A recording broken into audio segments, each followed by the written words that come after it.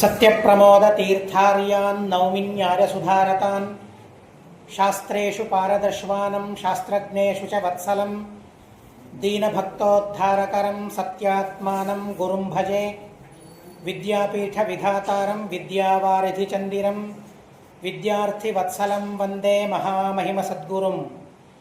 ಸ್ವಸ್ತ್ಯಸ್ತು ಸತಾಂ. ಹರಿ ಓಂ ಹರಿ ಓಂ ಹರಿ ಓಂ. ಅಧಿಕ ಮಾಸ, ಆನಂದ ಪುರುಷೋತ್ತಮ ಈ ಮಾಸದ ನಿಯಾಮಕ. ದೇವರ ಕರ್ಮಗಳ ಹೊರತು ಬೇರೆ ಯಾವ ಕರ್ಮಗಳಿಗೂ ಅವಕಾಶವಿಲ್ಲ. ಕೇವಲ ದೇವರಿಗಾಗಿ ಮೀಸಲಾದ ಮಾಸ. ನಮಗೆ ಹೊಸದಲ್ಲ.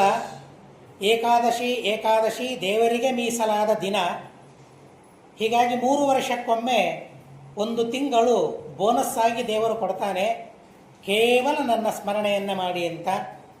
ಅಂಥ ಪರಮ ಪವಿತ್ರವಾದ ಕಾಲ. ದೇವರು ಎಷ್ಟು ಕರುಣೆಯನ್ನು ಮಾಡಿದ್ದಾನೆ ಅಂತ ಆಲೋಚನೆ ಮಾಡಲಿಕ್ಕೆ ತೊಡಗಿದರೆ ಸಾಧನೆ ಮಾಡಬೇಕು. ನಾವು ಮಾಡಿದ ಸಾಧನೆಗೆ ಫಲ ಸಿಗಬೇಕು. ಭೂಮಿಯಲ್ಲಿ ಬೀಜ ಬಿತ್ತುತ್ತೇವೆ, ಫಲನೇ ಬರಲಿಲ್ಲ ಅಂದರೆ ಅಂಥ ಭೂಮಿಯನ್ನು ನೋಡಿದರೆ ರೈತನಿಗೆ ಎಷ್ಟು ಆನಂದ ಆಗ್ತದೆ, ಎಷ್ಟು ಸಂತೋಷವಾಗ್ತದೆ. ನನ್ನ ನೆಲದಲ್ಲಿ ಹಾಕಿದ ಬೀಜ ಎಲ್ಲ ನನಗೆ ಲಾಭವನ್ನೇ ಕೊಡ್ತದೆ, ಎಂದೂ ಹಾನಿ ಮಾಡಿಲ್ಲ ಅಂತ ಭೂಮಿಯ ಮೇಲೆ ಅವನು ವಿಶ್ವಾಸ ಮಾಡ್ತಾನೆ. ಹಾಗೆ ದೇವರು ನಮಗೆ ಈ ದೇಹವನ್ನು ಕೊಟ್ಟಿದ್ದಾನೆ. ಈ ದೇಹದಿಂದ ಕರ್ಮಗಳನ್ನು ಮಾಡ್ತೇವೇನೋ ನಿಜ, ಕರ್ಮ ಬೀಜ ಇದ್ದ ಹಾಗೆ. ಬೀಜ ಹೇಗೆ ನಮಗೆ ಫಲ ಕೊಡ್ತದೆ, ಕರ್ಮವೂ ಫಲ ಕೊಡ್ತದಲ್ಲ. ಹೀಗಾಗಿ ಕರ್ಮವೂ ಬೀಜ ಇದ್ದಂತೆ. ಆದರೆ ಅದು ಸರಿಯಾದ ದೇಶದಲ್ಲಿ ಸರಿಯಾದ ಕಾಲದಲ್ಲಿ ಬಿತ್ತಬೇಕು. ಬೀಜ ಬಿತ್ತೋದಕ್ಕಾಗಿಯೂ ಕಾಲ ಇದೆ. ಪಂಚಾಂಗದಲ್ಲಿ ನೀವು ಹಿಂದೆ ನೋಡಿದರೆ ಯಾವಾಗ ಬೀಜ ಬಿತ್ತಬೇಕು ಅಂತ ಮುಹೂರ್ತಗಳನ್ನು ಕೊಟ್ಟಿರ್ತಾರೆ. ನಾವು ಬೇಕಾದಾಗ ಬೀಜವನ್ನು ಬಿತ್ತೋದಲ್ಲ. ಹೀಗಾಗಿ ನಾವು ಮಾಡುವ ಕರ್ಮಗಳು ಬೀಜ. ಆ ಕರ್ಮಗಳು ನಾವು ಯಾವಾಗ ಬೇಕಾದ ಮಾಡ್ತೇವೆ ಅಂತಂದರೆ ಆಗೋದಿಲ್ಲ.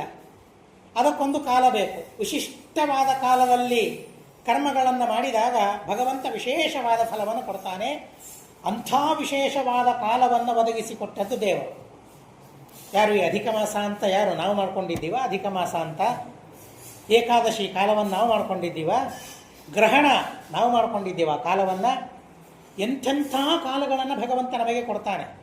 1 ವರ್ಷದಲ್ಲಿ 1 ಬಾರಿ ಪಂಚಾಂಗವನ್ನು ತಿರುಗಿ ಹಾಕಿದರೆ ಎಂಥೆಂಥ ಯೋಗಗಳು ಬರ್ತವೆ. ಕರ್ಮವನ್ನು ಮಾಡೋದಕ್ಕಾಗಿ ಪ್ರಶಸ್ತವಾದ ಮುಹೂರ್ತಗಳು ನಮಗೆ ಸಿಗ್ತವೆ. ನಾವಂತೇವೆ ಇವತ್ತು ಈ ವರ್ಷ ವಿವಾಹಕ್ಕೆ ಸರಿಯಾದ ಮುಹೂರ್ತಗಳಿಲ್ಲ, ಈ ವರ್ಷ ಉಪನಯನಕ್ಕೆ ಸರಿಯಾದ ಮುಹೂರ್ತಗಳಿಲ್ಲ, 2-3 ಇವೆ. ಆದರೆ ಈ ವರ್ಷ ದೇವರ ಪೂಜೆ ಮಾಡೋದಕ್ಕಾಗಿ ಮುಹೂರ್ತಗಳಿಲ್ಲ, ಸಂಧ್ಯಾವಂದನೆ ಮಾಡೋದಕ್ಕಾಗಿ ಮುಹೂರ್ತ ಇಲ್ಲ, ನಿಷ್ಕಾಮವಾಗಿ ದೇವರ ಕರ್ಮ ಮಾಡೋದಕ್ಕಾಗಿ ಭಗವಂತನ ಉದ್ದೇಶದಿಂದ ಕರ್ಮ ಮಾಡೋದಕ್ಕಾಗಿ ಮುಹೂರ್ತ ಇಲ್ಲ ಅಂತ ಹೇಳಿಕ್ಕಾಗ್ತದ? ಪ್ರತಿ ಕ್ಷಣವೂ ದೇವರ ಉದ್ದೇಶದಿಂದ ಕರ್ಮ ಮಾಡಲಿಕ್ಕೆ ಅವಕಾಶವಿದೆ. ಅಂಥ ಕಾಲವನ್ನು ಭಗವಂತ ನಮಗೆ ಕೊಟ್ಟಿದ್ದಾನೆ. ಮದುವೆಗೆ, ಉಪನಯನಕ್ಕೆ ಮುಹೂರ್ತ ಹುಡುಕಬೇಕು, ಪುರೋಹಿತರ ಹತ್ರ ಹೋಗಬೇಕು, ಆಚಾರ್ಯರ ಹತ್ರ ಹೋಗಬೇಕು. ಯಾವುದು ಸರಿ ಇದೆ, ಯಾವುದು ಸರಿ ಇಲ್ಲ, ಒಳ್ಳೆ ಮುಹೂರ್ತ ನಮಗೆ ಕೊಡಿ ಅಂತ ಕೇಳ್ಕೊಳ್ಬೇಕು. ಸಂಧ್ಯಾವಂದನೆ ಮಾಡಬೇಕಾದ್ರೆ ಕೇಳ್ಕೊಳ್ಬೇಕಾ? ಬೇಕಾಗಿಲ್ಲ. ಇಂಥ ಕಾಲವನ್ನು ನಮಗೆ ಕೊಟ್ಟಿದ್ದಾರೆ. ಇದು ಪ್ರತಿನಿತ್ಯದ ಕಾಲ. ಆದರೆ ಅಧಿಕ ಮಾಸ ಎಂಥ ವಿಶಿಷ್ಟವಾದ ಕಾಲ. ಇಂಥ ಕಾಲದಲ್ಲಿ ಈ ಮನೆಯಲ್ಲಿ ಅನೇಕ ಮಂತ್ರಗಳ ಹವನ, ಅನೇಕ ಮಂತ್ರಗಳ ಯಜ್ಞ ನಡೆದಿದೆ. ಹೀಗಾಗಿ ಆ ಯಜ್ಞದ, ಆ ಕರ್ಮದ ಮಹಿಮೆಯನ್ನು, ಜ್ಞಾನವನ್ನು ಮಾಡಿಕೊಳ್ಳಬೇಕಾದದ್ದು ನಮ್ಮ ಕರ್ತವ್ಯ. ಅಕ್ಷಯಾಚಾರ್ಯರು ಅವರು ಮುಂದಾಳುಗಳಾಗಿ ಇಲ್ಲಿ ನಿಮ್ಮಿಂದ ಆ ಕರ್ಮವನ್ನು ಮಾಡಿಸಿದ್ದಾರೆ. ಎಲ್ಲ ಕಡೆಯಿಂದ ಬ್ರಾಹ್ಮಣರನ್ನು, ವಿದ್ವಾಂಸರನ್ನು ಕರೆಸಿದ್ದಾರೆ. ಬಹಳ ವಿಶೇಷವಾದ ಕಾಲ, ಬಹಳ ವಿಶೇಷರಾದ ಸತ್ಪಾತ್ರರು ಇಲ್ಲಿಗೆ ಬಂದಿದ್ದಾರೆ. ಅದನ್ನೆಲ್ಲ ಅವಶ್ಯವಾಗಿ ಸ್ಮರಣೆ ಮಾಡಿಕೊಳ್ಳಬೇಕು. ಇದೆಲ್ಲ ದೇವರ ಅನುಗ್ರಹ ಅಂತ ಭಾವಿಸಬೇಕು. ನಮ್ಮನ್ನು ಮನುಷ್ಯ ಅಂತ ಕರೆದಿದ್ದಾರೆ. ಎಲ್ರಿಗೆ ಹೆಸರೇನು? ನಮ್ಮ ಹೆಸರು ಬೇರೆ ಬೇರೆ ಇದೆ. ಆದರೆ ನಮಗೆ ಒಂದೇ ಹೆಸರಿಟ್ಟು ಕಳಿಸಿದ್ದಾನೆ ದೇವರು, ಮನುಷ್ಯ ಅಂತ. ನಮಗೆ ಮತ್ತೊಂದು ಹೆಸರಿಟ್ಟು ಕಳಿಸಿದ್ದಾನೆ, ಬ್ರಾಹ್ಮಣ ಅಂತ. ಉಳಿದವರಿಗೆ ಇದೆ ಪುರುಷ, ಸ್ತ್ರೀ, ಇವೆಲ್ಲ ಹೆಸರುಗಳೇ. ಪುರುಷ, ಸ್ತ್ರೀ, ಬ್ರಾಹ್ಮಣ, ಕ್ಷತ್ರಿಯ, ವೈಶ್ಯ, ಶೂದ್ರ, ಬ್ರಹ್ಮಚಾರಿ ಹೆಸರೇ ಇದೆ. ಬ್ರಹ್ಮಚಾರಿ, ಗೃಹಸ್ಥ, ವಾನಪ್ರಸ್ಥ, ಯತಿ, ಇವೆಲ್ಲ ಸಾಮಾನ್ಯವಾದ ನಾಮಗಳಿವೆ. ಅತೀ ಸಾಮಾನ್ಯವಾದ ನಾಮ ಅಂತಂದರೆ ಮನುಷ್ಯ. ನಾವೆಲ್ಲರೂ ಮನುಷ್ಯರು. ಯಾರು ಮನುಷ್ಯರು? ಯಾಕೆ ಮನುಷ್ಯರು ನಾವು? ಯಾಸ್ಕಾಚಾರ್ಯರು ತುಂಬ ಸುಂದರವಾದ ಅರ್ಥವನ್ನು ಅದಕ್ಕೆ ಹೇಳ್ತಾರೆ. ಮನುಷ್ಯ ಎಂಬ ಶಬ್ದಕ್ಕೆ, ಮನುಷ್ಯ ಎಂಬ ನಾಮಕ್ಕೆ. ನಮ್ಮ ಹೆಸರುಗಳ ಅರ್ಥ ಏನು ಅಂತ ನಾವು ತಿಳ್ಕೊಂಡಿರ್ತೇವೆ ಸಾಮಾನ್ಯವಾಗಿ. ಆದರೆ ಮನುಷ್ಯ ಎಂಬ ಶಬ್ದದ ಅರ್ಥ ಏನು ನಮಗೆ ಗೊತ್ತಿಲ್ಲ. ನಿರುಕ್ತ ಅಂತ ನೀವು ಕೇಳಿರಬಹುದು, ಒಂದು ಗ್ರಂಥ ಅದೊಂದು. ವೇದಗಳಲ್ಲಿ ಬಂದ ಶಬ್ದಗಳ ಅರ್ಥವನ್ನು ತಿಳಿಸುವ ಅತೀ ಅದ್ಭುತವಾದ ಗ್ರಂಥ, ಪರಮ ರಮಣೀಯವಾದ ಗ್ರಂಥ. ಅವುಗಳಲ್ಲಿ ನಿರ್ವಚನೆ ಮಾಡಿದ ಅರ್ಥವನ್ನು ತಿಳಿತಾ ಹೋದ್ರೇ ಆನಂದವಾಗ್ತದೆ.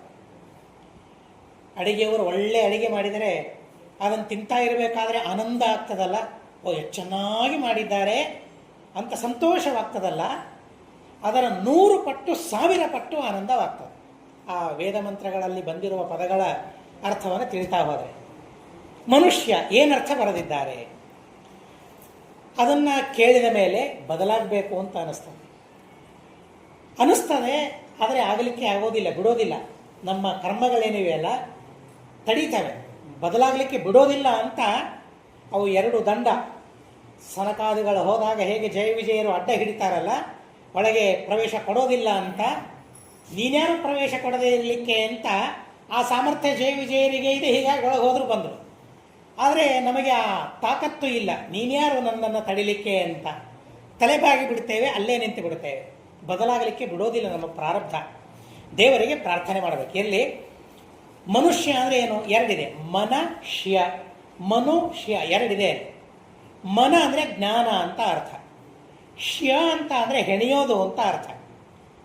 ಹೆಣ್ಮಕ್ಕಳಿಗೆ ಗೊತ್ತಾಗ್ತದೆ. ಹೆಣೆಯೋದು ಅಂತಂದರೆ ಹೆರಳು ಹೆಣಿತಾರಲ್ಲ, ಮೇಲೆ ಕೆಳಗೆ ಮಾಡಿ ಅದನ್ನು ಹೆಣೆಯೋದು ಅಂತ ಕರೀತಾರೆ. ಒಂದು ಮೇಲೆ ಬರಬೇಕು, ಮತ್ತೊಂದು ಕೆಳಗೆ ಹೋಗಬೇಕು.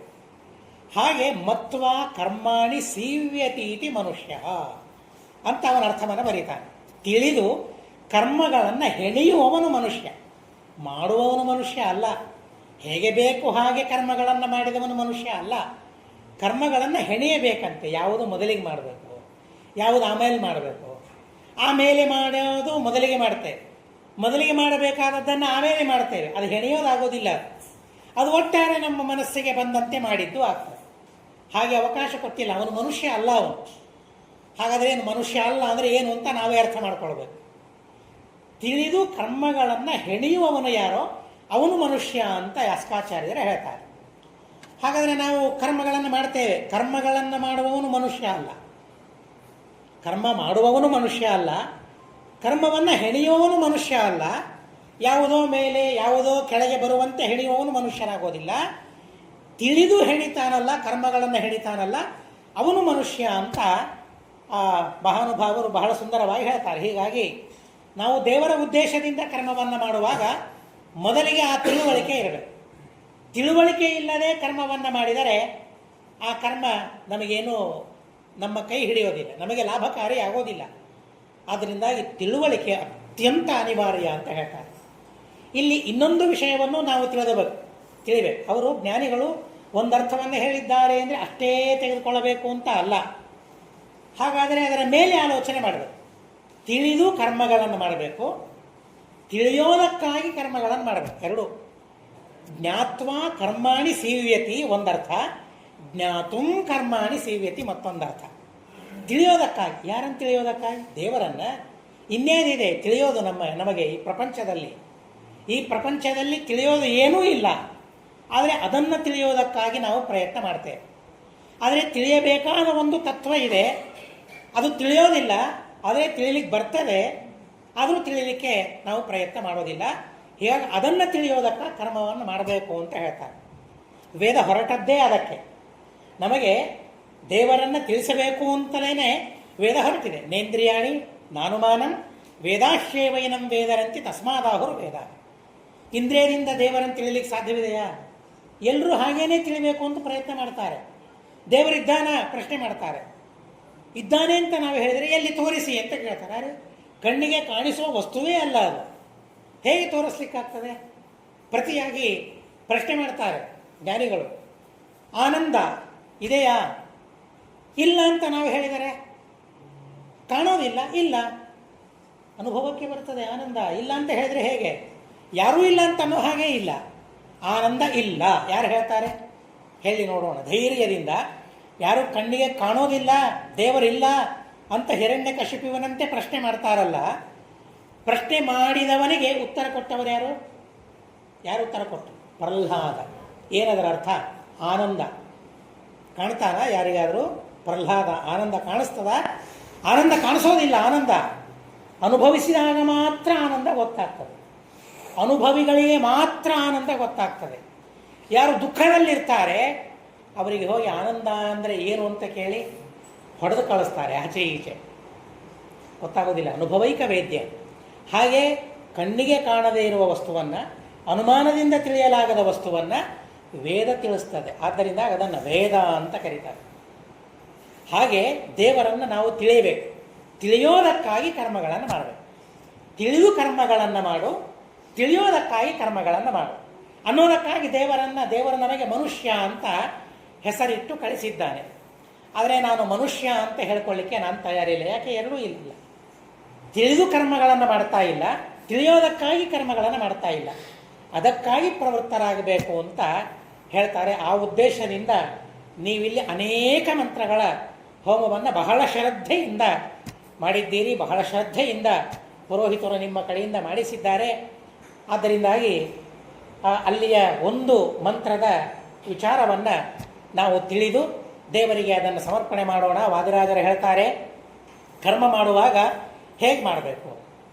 ಕರ್ಮಾದೌ ಕರ್ಮ ಮಧ್ಯೆ ತದುಪರಿಚ ಹರಿಂ ಪ್ರೇರಕಂ ಸಂಸ್ಮರಂತಹ ತಸ್ಮಿನ್ ತಾನ್ಯರ್ಪಯಂತಹ ಶ್ರುತಿಪಥ ವಿಪರೀತ ಕ್ರಿಯಾ ವರ್ಜಯಂತಹ ಏವಂ ಯೇ ವಾದಿರಾಜಾಭಿದಯತಿ ರಚಿತಂ ಸಂಸ್ಥವಂ ಚಿಂತಯಂತಹ ಕುರ್ಯುಃ ಕರ್ಮಾಣಿ ತೇಷಾಂ ವಿತರತಿ ಸಕಲಾಭೀಷ್ಟಮಿಷ್ಟೋ ಮುಕುಂದಃ.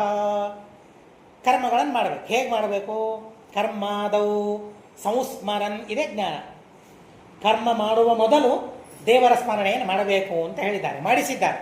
ಕರ್ಮದ ಮೊದಲಿಗೆ ಮಂತ್ರಗಳಿಂದ ದೇವರ ಸ್ಮರಣೆಯನ್ನು ಮಾಡಿಸಿದ್ದಾರೆ. ಕರ್ಮ ಮಧ್ಯೆ, ಕರ್ಮ ಮಧ್ಯದಲ್ಲಿ ಬಂದಾಗ ಮತ್ತೆ ದೇವರ ಸ್ಮರಣೆ.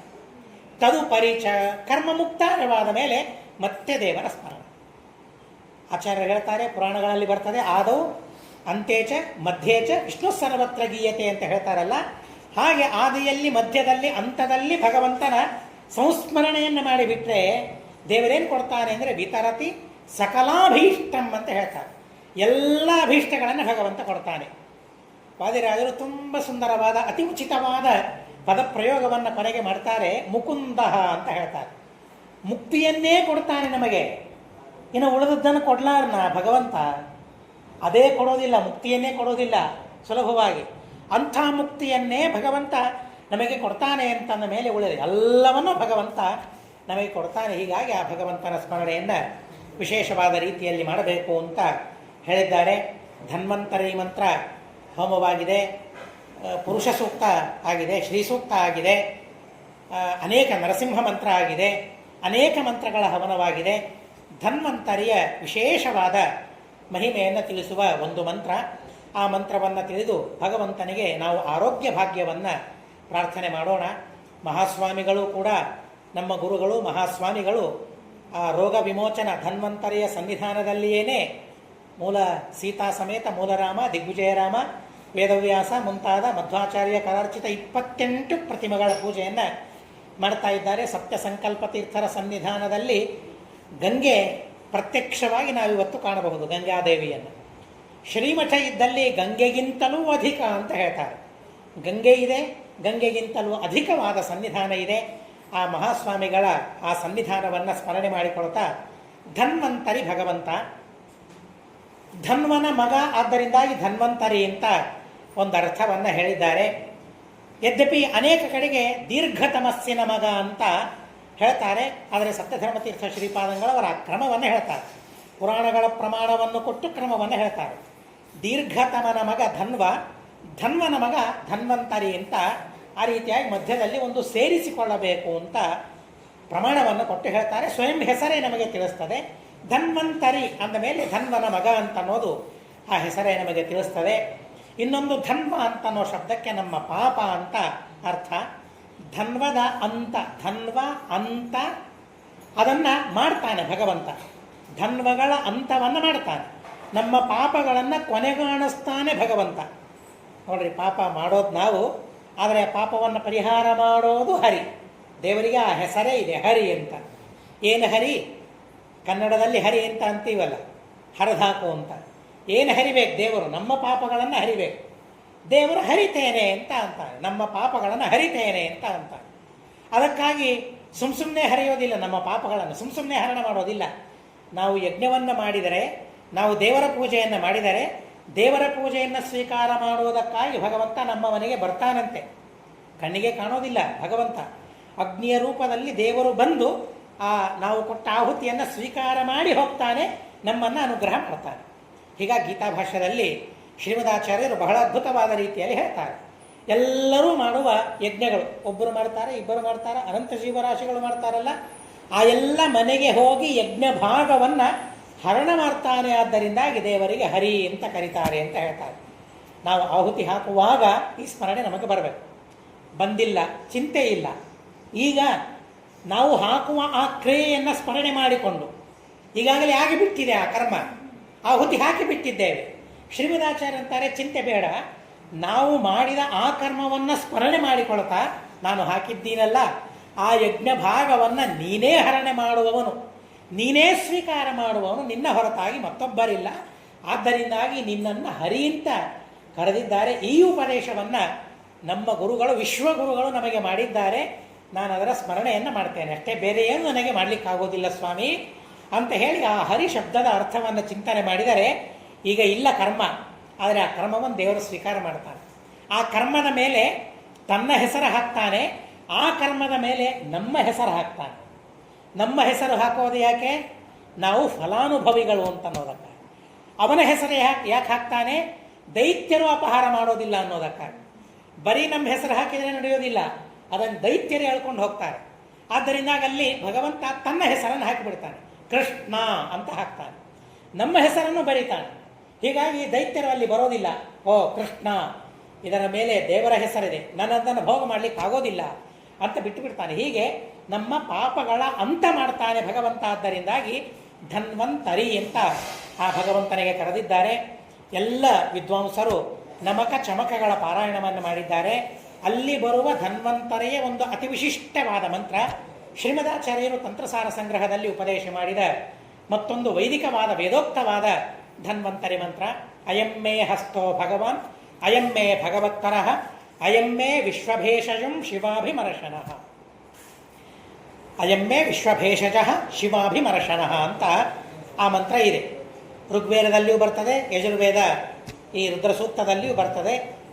ಅಯಂ ಮೇ ಹಸ್ತೋ ಭಗವಾನ್. ಎಷ್ಟು ಅದ್ಭುತವಾಗಿ ಶ್ರೀಮದಾಚಾರ್ಯರ ಸಿದ್ಧಾಂತ ಅಲ್ಲಿ ಇದೆ ಅಂತ ಅನ್ನೋದನ್ನು ನಾವು ಗಮನಿಸಬೇಕು. ಶ್ರೀಮದಾಚಾರ್ಯರಿನ ಸಿದ್ಧಾಂತಗಳನ್ನು, ಪ್ರಮೇಯಗಳನ್ನು ನಮಗೆ ಉಪದೇಶ ಮಾಡಿದ್ದಾರೆ. ಆಚಾರ್ಯರು ಉಪದೇಶ ಮಾಡಿದ ಪ್ರಮೇಯಗಳನ್ನು ನೇರವಾಗಿ ವೇದಗಳಲ್ಲಿ ನೋಡ್ಲಿಕ್ಕಾಗ್ತದೆ. ಅನೇಕ ಜನರ ಆಕ್ಷೇಪ, ಶ್ರೀಮದಾಚಾರ್ಯರು ಸಿದ್ಧಾಂತಗಳನ್ನು, ಪ್ರಮೇಯಗಳನ್ನು ಹೇಳ್ತಾರೆ, ಆದರೆ ಎಲ್ಲಿಯೂ ಅದು ಸಿಗೋದಿಲ್ಲ. ಎಷ್ಟು ಜನ ಆಕ್ಷೇಪ ಮಾಡ್ತಾರೆ? ಶ್ರೀಮದಾಚಾರ್ಯರು ಹೇಳಿದ ಒಂದು ಅತ್ಯದ್ಭುತವಾದ ಪ್ರಮೇಯ ಏನು? ದೇವರಿಗೆ, ದೇವರ ಅವಯವಗಳಿಗೆ ಭೇದ ಇಲ್ಲ. ಇದೆಲ್ಲ ಶ್ರೀಮದಾಚಾರ್ಯ ಹೇಳಿದ್ದು. ಆ ಮಂತ್ರ ಎಷ್ಟು ಸುಲಲಿತವಾಗಿ ನಮಗೆ ಈ ಪ್ರಮೇಯವನ್ನು ತಿಳಿಸ್ತದೆ ನೋಡಿ. ಅಯಂ ಮೇ ಹಸ್ತೋ ಭಗವಾನ್. ಭಗವಾನ್ ಅಂದರೆ ಏನು? ದೇವರು ಅಂತ ಅರ್ಥ ಅಲ್ಲ. ನಾನು ದೇವರು, ಇಷ್ಟೇ ಚಿಂತನೆ ಮಾಡಬೇಡ್ರಿ. ಅಯಂ ಮೇ ಹಸ್ತಃ ಭಗವಾನ್. ನನ್ನ ಈ ಕೈ ಏನಿದೆ ಅಲ್ಲ, ಈ ಕೈ ಕೂಡ ಭಗವಂತನೇ. ಎಷ್ಟು ಸುಲಲಿತವಾಗಿ ಅಭೇದವನ್ನು ಹೇಳ್ತಾ ಇದ್ದಾರೆ ನೋಡಿ. ಅಯಂ ಮೇ ಹಸ್ತಃ ಭಗವಾನ್, ನನ್ನ ಈ ಕೈಯೂ ಕೂಡ ಭಗವಾನ್ ಆಗಿದೆ. ಏನು ಹಸ್ತಃ ಅಂದರೆ ಏನು? ಕೈ. ಅಷ್ಟರ್ಥವನ್ನು ನಾವು ತಿಳಿದಿದ್ದೇವೆ. ಯಾಕೆ ಹಸ್ತ ಅಂತ ಕರೀತಾರೆ ಕೈಗೆ? ಎಷ್ಟು ವಿಚಿತ್ರ ಅರ್ಥ ಇದೆ ಅಂತ ಅಂದರೆ ಅದನ್ನು ನೋಡಿದಾಗ ಬಹಳ ಖುಷಿ ಆಗ್ತದೆ. ಯಾಕೆ ಹಸ್ತ ಅಂತ ಕರೀತಾರೆ? ಹಸತಿ, ಹಾಸಯತಿ. ಸ್ವಯಂ ನಗನಗ್ತಾ ಇರ್ತದಂತೆ ದೇವರ ಕೈ. ನೋಡ್ಲಿಕ್ಕಾಗ್ತದೆ? ನಗು ಎಲ್ಲಿರ್ತದೆ? ಮುಖದಲ್ಲಿ ಇರ್ತದೆ. ಎರಡು ತುಟಿಗಳ ಮಧ್ಯದಲ್ಲಿ ನಗು ಕಾಣಿಸ್ತದೆ ನಮಗೆ. ಬೇರೆ ಎಲ್ಲಿಯಾದರೂ ನಗು ಕಾಣಿಸ್ತದ? ಸ್ವಲ್ಪ ತಿಳಿದವರಿಗೆ ಕಣ್ಣಿನಲ್ಲಿ ನಗು ಕಾಣಿಸ್ತದೆ. ನೋಡ್ಬೋದಲ್ಲ? ಕಣ್ಣಿನಲ್ಲಿ ನಗು ನೋಡ್ಬೋದಲ್ಲ? ಅತಿ ಸಾಮಾನ್ಯರಿಗೆ, ಎಲ್ಲರಿಗೆ ಬರೀ ಎರಡು ತುಟಿಗಳ ಮಧ್ಯದಲ್ಲಿ ಮಾತ್ರ ನಗು ಕಾಣಿಸ್ತದೆ. ಸ್ವಲ್ಪ ಹೆಚ್ಚಿನ ಪರಿಪಕ್ವತೆ ಇದ್ದವರಿಗೆ ಕಣ್ಣಲ್ಲಿ ನಗು ಕಾಣಿಸ್ತದೆ, ಮುಖದಲ್ಲಿ ನಗು ಕಾಣಿಸ್ತದೆ. ಆ ಮುಖದ ವಿಕಾಸ ಶ್ರೀಮದಾಚಾರ್ಯ ಹೇಳ್ತಾರೆ. ಮುಖ ಅರಳೋದು. ಆ ಮುಖದ ಕಿವಿಯಲ್ಲಿ ನಗು ಕಾಣಿಸ್ತದೆ, ಕೂದಲಲ್ಲಿ ನಗು ಕಾಣಿಸ್ತದಲ್ವಾ? ಕೂದಲು ಎದ್ದು ನಿಂತೇವೆ ನೋಡಿ ಅಂತ ಹೇಳ್ತಾರೆ. ಏನು ವಿಚಿತ್ರ ಅಲ್ಲ, ನಗು ಆನಂದವಾದಾಗ ದೇವರೇನೇನು ಮಾಡ್ತಾನಲ್ಲ, ಎಷ್ಟೆಲ್ಲದರ ವಿಕಾಸ ಆಗ್ತದಲ್ಲ. ಹೀಗಾಗಿ ನಮ್ಮ ಕೂದಲು ಹೇಳ್ತದೆ ನಮಗೆ ಆನಂದವಾಗಿದೆ. ಆನಂದವಾದಾಗ ತೋರಿಸ್ತೇವೆ, ನೋಡು ಅಂತ ತೋರಿಸ್ತೇವೆ. ಹೀಗಾಗಿ ಅಷ್ಟು ಆನಂದ ಆದಾಗ ಅವೆಲ್ಲ ಆಗ್ತದೆ. ದೇವರ ಕೈ ಹೇಗಿದೆ ಅಂತಂದರೆ ಅದು ಹಸತಿ ನಗುತ್ತಾ ಇರ್ತದಂತೆ ದೇವರ ಕೈ. ಯಾಕೆ ನಗುತ್ತಾ ಇರ್ತದೆ? ನನ್ನ ಭಕ್ತ ಬರ್ತಾನೆ, ಬಹಳ ಕಷ್ಟದಲ್ಲಿ ಇದ್ದಾನೆ, ನಗುವ ನನ್ನ ಆ ಕೈಯನ್ನು ದೇವರಿಗೆ, ಆ ಭಕ್ತನಿಗೆ ತೋರಿಸಿಬಿಟ್ರೆ, ಆ ನಗುವಿನ ಕೈಯನ್ನು ನೋಡಿದರೆ ಅವನ ದುಃಖವನ್ನೆಲ್ಲ ಮರ್ತು ಹೋಗಬೇಕು. ನಗುವ ಮುಖವನ್ನು ನೋಡಿದರೆ ಇದ್ದ ದುಃಖ ಎಲ್ಲ ಪರಿಹಾರ ಆಗ್ತದಲ್ಲ. ಹೀಗಾಗಿ ಎಲ್ಲ ಪರಿಹಾರ ಆಗ್ತದಂತೆ ಆ ದೇವರ ಕೈಯನ್ನು ನೋಡಿದರೆ. ನೋಡ್ಲಿಕ್ಕೆ ನಮಗಾಗೋದಿಲ್ಲಲ್ಲ, ತೋರಿಸ್ತದೆ ವೇದ, ನಮಗೆ ತಿಳಿಸಿಕೊಡ್ತದೆ. ನನ್ನ ಕೈ ಎಂಥದ್ದು ಅಂತ ಆ ವೇದ ನಮಗೆ ತಿಳಿಸಿಕೊಡ್ತದೆ, ಜ್ಞಾನ ಮಾಡಿಸ್ತದೆ. ಏನಪ್ಪ ನನ್ನ ಕೈ ನಿಮ್ಮ ಕೈ ಅಂತೆಯಾ? ಅಲ್ಲ, ನನ್ನ ಕೈ ಬಹಳ ವಿಲಕ್ಷಣ. ನನ್ನ ಕೈ ಭಗವಾನ್, ನಾನೇ ನನ್ನ ಕೈ ಅಂತ ಹೇಳ್ತಾರೆ. ನನ್ನ ಕೈ ನಗುತ್ತಾ ಇರ್ತದೆ, ಯಾವಾಗಲೂ ನಗುತ್ತಾ ಇರ್ತದೆ. ನಾನು ಮಾತ್ರ ನಗೋದಿಲ್ಲ, ನನ್ನ ಹತ್ತಿರ ಬಂದ ನನ್ನ ಕೈಗಳನ್ನು ನೋಡುವ ಎಲ್ಲರನ್ನೂ ನಾನು ನಗಿಸ್ತೇನೆ, ನನ್ನ ಕೈ ನಗಿಸ್ತದೆ. ಮಹಾಸ್ವಾಮಿಗಳ ಹತ್ರ ಹೋಗ್ತೇವೆ, ಗುರುಗಳ ಹತ್ರ ಹೋಗ್ತೇವೆ, ಬಹಳ ಕಷ್ಟ ಹೇಳ್ಕೊಳ್ತೇವೆ, ಹೀಗೆ ಕೈ ಮಾಡ್ತಾರೆ. ಮನಸ್ಸಿಗೆ ಎಷ್ಟು ಹಿತ ಆಗ್ತದಲ್ಲ. ಏನು ಮಾಡಿದ್ರು ಅವರು? ಬರೀ ಕೈ ತೋರಿಸಿದ್ರಷ್ಟೇ, ಬರೀ ಮಂತ್ರಾಕ್ಷತೆ ಕೊಟ್ಟರು ಆ ಕೈಯಿಂದ ಅಷ್ಟೇ. ಬೇರೆ ಏನು ಮಾಡಿದರೆ ನಮಗೆ ಏನೂ ಮಾಡೋದಿಲ್ಲ. ಅವರ ಕೈ ನೋಡಿದ ಕೂಡಲೇ ಎಷ್ಟು ಆನಂದವಾಗ್ತದೆ. ಮನೆಗೆ ಬರ್ತೇವೆ, ಹೆಂಡತಿಗೆ ಹೇಳ್ತೇವೆ, ಮಕ್ಕಳಿಗೆ ಹೇಳ್ತೇವೆ, ಗಂಡನಿಗೆ ಹೇಳ್ತೇವೆ, ಹೆಂಡತಿಗೆ ಹೇಳ್ತೇವೆ, ನನ್ನ ಕಷ್ಟ ಹೇಳ್ಕೊಂಡೆ. ಕೈ ತೋರಿಸಿದರು, ಸ್ವಾಮಿಗಳು ಆಶೀರ್ವಾದ ಮಾಡಿದರು. ಏನಿದೆ ಆ ಕೈಯಲ್ಲಿ? ಏನು ನೋಡ್ತೇವೆ? ಏನು ಕಂಡಿದ್ದೇವೆ ನಾವು? ಏನು ಕಂಡಿದ್ದೇವೆ ಗೊತ್ತಿಲ್ಲ. ನಮಗಂತೂ ಸಂತೋಷವಾಯಿತು. ಅವರ ಕೈಯಲ್ಲಿ ಆ ಆನಂದ ಇದೆ. ದೇವರ ಕೈಯಲ್ಲಿ ಮಾತ್ರ ಅಲ್ಲ, ದೇವರನ್ನು ತಿಳಿದವರ ಕೈಯೂ ಅದು ಕೇವಲ ಕೈಯಲ್ಲ ನಮ್ಮಂತೆ, ಅದು ಹಸತಿ. ಆ ಕೈ ನಗುತ್ತದೆ, ನಮ್ಮನ್ನು ನಗಿಸ್ತದೆ, ನಮ್ಮ ಕಷ್ಟಗಳನ್ನು ಪರಿಹಾರ ಮಾಡ್ತದೆ. ಅಂಥ ಸುಂದರವಾದ ಅರ್ಥವನ್ನು ಹೇಳ್ತಾರೆ. ಆರೋಗ್ಯ ಹದಗೆಟ್ಟು ದೇವರ ಹತ್ರ ಹೋಗ್ತೇವೆ. ಎಲ್ಲ ವೈದ್ಯರು ಕೈ ಎತ್ತಿ ಬಿಟ್ಟಿರ್ತಾರೆ. ಇದೇನು ಹೇಳ್ತದೆ? ಕೈ ಎತ್ತಿದರೆ ದುಃಖ, ನಾನು ಅಸಹಾಯಕ, ನನ್ನ ಕೈ ಹಿಡಿಯುವವರು ಯಾರೂ ಇಲ್ಲ. ಎರಡೂ ಕೈ ಎತ್ತಿದಾಗ ಆ ದೇವರು ಎಂದೂ ಹೀಗೆ ಕೈ ಎತ್ತೋದಿಲ್ಲ. ದೇವರು ಹೀಗೆ ಕೈ ಮಾಡ್ತಾನೆ ಅಷ್ಟೇ, ಆಶೀರ್ವಾದ ಮಾಡ್ತಾನೆ. ಕೈ ಎತ್ತುವ ಪ್ರಸಂಗವೇ ದೇವರಿಗೆ ಇಲ್ಲ. ಎಲ್ಲ ವೈದ್ಯರು ಕೈ ಎತ್ತಿದಾಗ ದೇವರು ಕೈ ಮಾಡ್ತಾನೆ, ಹೀಗೆ ಕೈ ಮಾಡ್ತಾನೆ. ಬಾ ನನ್ನ ಹತ್ರ ಬಾ, ನಾನು ಮಾಡ್ತೇನೆ, ಎಲ್ಲ ಕಡಿಮೆ ಮಾಡ್ತೇನೆ. ನಿನಗೆ ರೋಗ ಇದ್ದರೂ ಕೂಡ ರೋಗ ಇಲ್ಲದೇ ಇದ್ದವರು ಎಷ್ಟು ಧರ್ಮಗಳನ್ನು ಮಾಡ್ತಾರಲ್ಲ, ಆ ಧರ್ಮಗಳನ್ನು ಮಾಡಿಸ್ತೇನೆ ನಿಮ್ಮ ಕಡೆಯಿಂದ. ಪ್ರಾಣದೇವರ ಕಡೆಯಿಂದ ಅಂಥ ಕಾರ್ಯವನ್ನು ಮಾಡಿಸ್ತಾರೆ. ಎಂಥ ಕಾರ್ಯವನ್ನು ಮಾಡಿಸ್ತಾರೆ ಗೊತ್ತಾ? ಪ್ರಳಯ ಕಾಲ ಯಾರಿಗೂ ದೇಹ ಇರೋದಿಲ್ಲ, ವಾಯುದೇವರಿಗೂ ದೇಹ ಇರೋದಿಲ್ಲ. ಇರ್ತದ? ಪ್ರಳಯ ಕಾಲದಲ್ಲಿ ವಾಯುದೇವರಿಗೆ, ಬ್ರಹ್ಮದೇವರಿಗೆ ಜಡವಾದ ದೇಹ ಇರ್ತದ? ಮಹತ್ತತ್ವಾತ್ಮಕವಾದ ದೇಹ ಇರೋದಿಲ್ಲ, ಅದೂ ನಾಶವಾಗಿ ಬಿಟ್ಟಿರ್ತದೆ. ಆದರೆ ಎಷ್ಟು ಅನುಗ್ರಹ ದೇವರವರ ಮೇಲೆ ಮಾಡ್ತಾರೆ ಅಂತ ಅಂದರೆ, ಯೋಯಂ ಪ್ರಳಯ ಕಾಲೇಪಿ ಪ್ರತಿಭಾತ ಪರಾವರಹ ಅಂತ ಹೇಳ್ತಾರೆ. ದೇಹ ಇದ್ದರೆ ತಿಳ್ಕೊಳ್ಳಿಕ್ಕಾಗ್ತದೆ, ದೇಹ ಇಲ್ಲ ಅಂದರೆ ತಿಳ್ಕೊಳ್ಳಿಕ್ಕಾಗ್ತದ, ಮನುಷ್ಯನಿಗೆ ಜ್ಞಾನ ಮಾಡ್ಕೊಳ್ಳಿಕ್ಕಾಗ್ತದ, ಪರಾಪರ ಜ್ಞಾನ ಆಗ್ತದ. ದೇಹ ಬೇಕು ಅಂತ ಹೇಳ್ತಾರೆ. ದೇಹ ಇದ್ರೇನೇ ಪರಾಪರ ಜ್ಞಾನ, ಇಲ್ಲೇ ಹೋದರೆ ಪರಾಪರ ಜ್ಞಾನವೇ ಇಲ್ಲ. ಹೀಗಾಗಿ ಆ ದೇಹ ಇಲ್ಲದೇ ಇದ್ದ ಪ್ರಸಂಗದಲ್ಲಿಯೂ ಕೂಡ ವಾಯುದೇವರಿಗೆ ಅಂತಹ ದಿವ್ಯವಾದ ಜ್ಞಾನವನ್ನು ಕೊಡ್ತಾರೆ.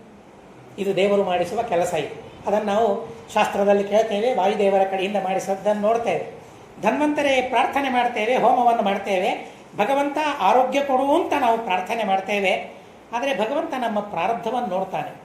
ಅಯ್ಯೋ, ಅವನಿಗೆ ಆರೋಗ್ಯವನ್ನು ಕೊಡುವ ಪ್ರಾರಬ್ಧ ಇದ್ದರೆ ನಾವು ಮಾಡುವ ಕರ್ಮವನ್ನು ನೋಡಿ ಸಂತೋಷಪಟ್ಟು ಭಗವಂತ ಆರೋಗ್ಯವನ್ನು ಕರುಣಿಸ್ತಾನೆ.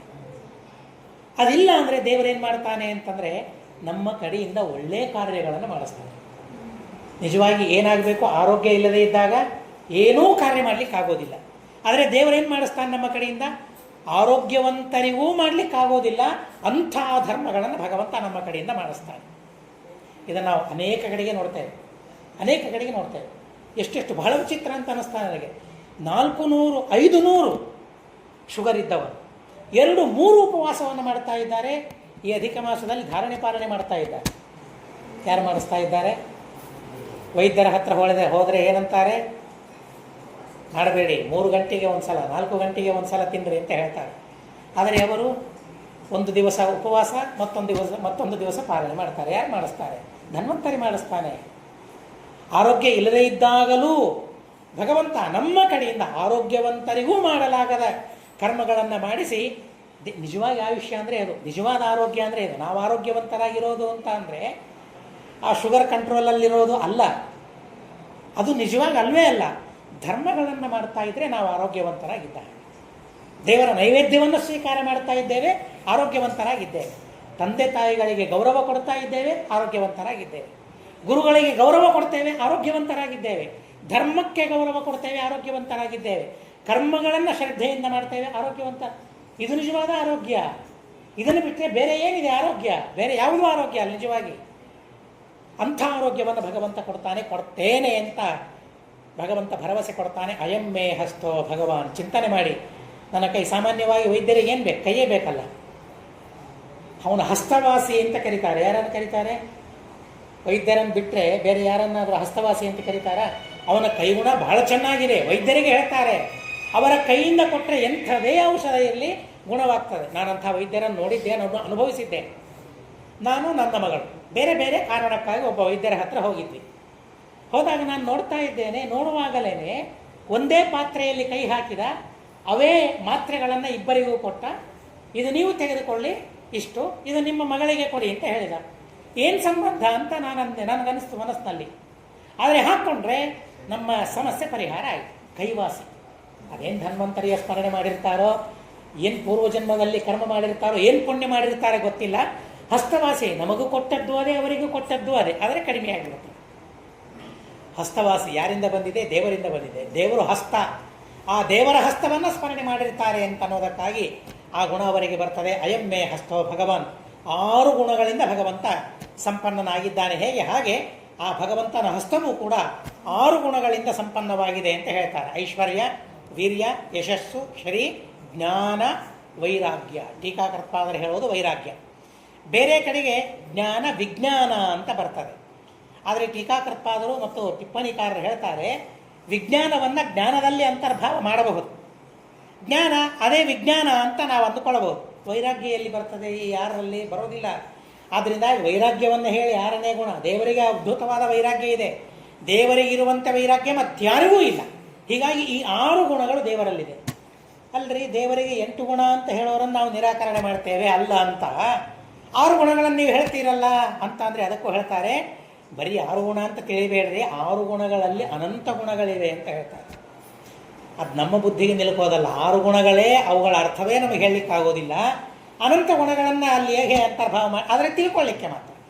6 ಗುಣಗಳಲ್ಲಿ, ಈ 6 ಗುಣಗಳಲ್ಲಿ ಅನಂತ ಗುಣಗಳ ಅಂತರ್ಭಾವವಿದೆ ಅಂತ ತಿಳಿಯಬೇಕು. ಅಂಥ ದೇವರೇ, ದೇವರಿಂದ ಅಭಿನ್ನವೇ ದೇವರ ಹಸ್ತ ಭಗವಾನ್. ಹಾಗಾದರೆ ಭಗವಾನ್ ಅಂತ ಲೋಕದಲ್ಲಿ ಅನೇಕರನ್ನು ಕರೀತಾರಲ್ಲ, ದೇವರು ಬರೀ ಭಗವಾನ್ನ, ದೇವರಿಗಿಂತಲೂ ಮೇಲಿನವರಿದ್ದಾರೋ? ಇಲ್ಲ ಇಲ್ಲ. ಅಯಮ್ಮೇ ಭಗವತ್ತರಹ ಅಂತ ಹೇಳ್ತಾರೆ. ಅದಕ್ಕಿಂತಲೂ ಮೇಲೆ ಯಾರೂ ಇಲ್ವೇ ಇಲ್ಲ. ದೇವರೇ ಪರ, ದೇವರೇ ಪರತರ. ಮತ್ತ ಪರತರಂ ನಾಣ್ಯ ಕಿಂಚಿದಸ್ತಿ ಧನಂಜಯ ಅನ್ನೋಲ್ಲಿ ಅದರ ವಿವರಣೆಯನ್ನು ಮಾಡಿದ್ದಾರೆ. ಬಹಳ ವಿವರವಾಗ್ತದೆ, ಬೇಡ. ಹೀಗಾಗಿ ಭಗವಂತ ದೇವರು ಭಗವಾನ್, ದೇವರು ಭಗವತ್ತರ. ಅಯಮ್ಮೇ ಭಗವತ್ತರ. ಅಯಮ್ಮೇ ವಿಶ್ವಭೇಷಜ ಅಂತ ಹೇಳ್ತಾರೆ. ನನ್ನ ಹಸ್ತದ ಸ್ಮರಣೆ ಮಾಡಿದರೆ, ನನ್ನ ಹಸ್ತ ನನ್ನಿಂದ ಅಭಿನ್ನ ಅಂತ ಸ್ಮರಣೆ ಮಾಡಿದರೆ, ದೇವರ ಹಸ್ತ ಏನಿದೆ ದೇವರಿಂದ ಅಭಿನ್ನ ಅಂತ ಸ್ಮರಣೆ ಮಾಡಿದರೆ ಅದು ವಿಶ್ವಭೇಷಜ. ಎಲ್ಲ ರೋಗಗಳಿಗೂ ಔಷಧ ಈ ಚಿಂತನೆ ಅಂತ ಸ್ವಯಂ ಮಂತ್ರ ಹೇಳ್ತಾರೆ. ರೋಗಗಳ ಪರಿಹಾರವಾಗುವುದಕ್ಕಾಗಿ ಔಷಧವನ್ನು ಸ್ವೀಕಾರ ಮಾಡುವಾಗ ದೇವರ ಹಸ್ತ ದೇವರಿಂದ ಅಭಿನ್ನ ಅಂತ ಸ್ಮರಣೆ ಮಾಡ್ತಾ ಔಷಧವನ್ನು ಸ್ವೀಕಾರ ಮಾಡಿದರೆ ನಮಗೆ ಗುಣವಾಗ್ತದೆ. ಆರೋಗ್ಯ ಪೂರ್ಣ ಸಿದ್ಧಿಸ್ತದೆ, ನಮಗೆ ರೋಗಗಳ ಪರಿಹಾರ ಆಗ್ತದೆ. ವಿಶ್ವಭೇಷಜ ಅಂದರೆ ವಿಶ್ವ, ಎಲ್ಲ ರೋಗಗಳಿಗೆ ಇದು ಭೇಷಜವಾಗಿದೆ. ಎಲ್ಲ ರೋಗಗಳಿಗೆ ಈ ಚಿಂತನೆ ಔಷಧವಾಗಿದೆ ಅಂತ ಹೇಳ್ತಾರೆ. ವಿಶ್ವಭೇಷಜ ಅಯಂ ಶಿವಾಭಿಮರ್ಶನ ಅಂತ ಮತ್ತೊಂದು ಅತಿ ಅದ್ಭುತವಾದ ಚಿಂತನೆಯನ್ನು ನಮ್ಮ ಕಡೆಯಿಂದ ವೇದ ಮಾಡಿಸ್ತದೆ. ಏನು ವೇದ ಅಲ್ಲ, ಎಂಥ ಅದ್ಭುತ ಅಲ್ಲ ವೇದ.